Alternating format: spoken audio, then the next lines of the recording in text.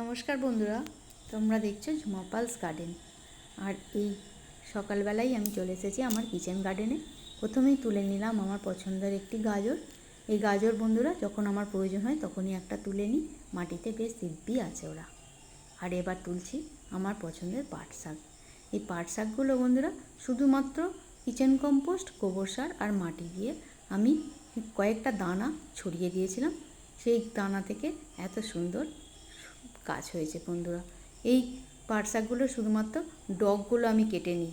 একটা ডগ কাটলে এর পরের বারে আবার দুটো ডগ তৈরি হয়ে যায়।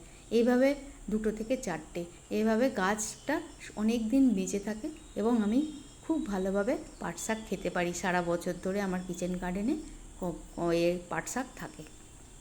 তারপরে দেখো বন্ধুরা কত সুন্দর আমার পদ্মের কুঁড়ি এসেছে, প্রচণ্ড পদ্ম ফুল ফুটছে এখন।